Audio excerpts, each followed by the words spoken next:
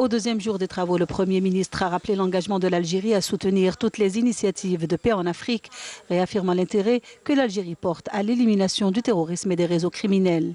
Ahmadou Yahia s'est d'autre part félicité des avancées indéniables réalisées dans plusieurs régions du continent noir dans le domaine de la paix et de la sécurité, même si, a-t-il souligné, il persiste des foyers de crise et de tension. Il en est ainsi au Mali, avec lequel l'Algérie, sous la direction du président Bouteflika, poursuit une coopération exemplaire dans le suivi de la mise en œuvre de l'accord pour la paix et la réconciliation, accord qui a enregistré des avancées notables, notamment sur les questions institutionnelles et de défense et de sécurité. Nous encourageons les pourparlers qui se poursuivent entre les parties maliennes.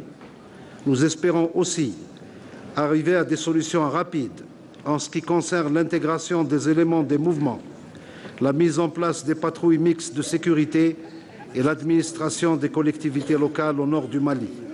À ce titre, nous appelons les mouvements signataires de l'accord d'Alger à s'investir davantage pour diligenter leur contribution à l'aboutissement de ce processus de paix au bénéfice de tout le peuple malien et pour la consolidation de la paix et de la sécurité au Nord Mali.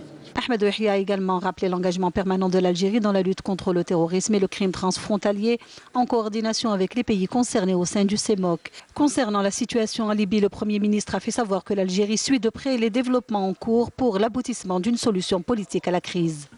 Une solution qui devra préserver l'unité, l'intégrité et la souveraineté de ce pays frère et voisin, une solution politique qui jettera les fondements de la réconciliation nationale entre les Libyens.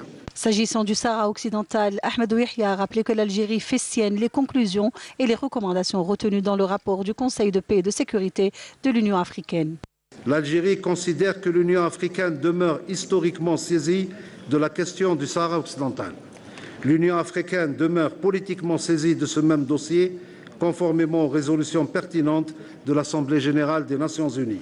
Le Premier ministre a en outre indiqué que l'Algérie formule l'espoir que le nouveau représentant personnel du secrétaire général de l'ONU pour le Sahara occidental bénéficiera de la pleine coopération des deux parties pour le règlement de cette question conformément aux résolutions des Nations unies.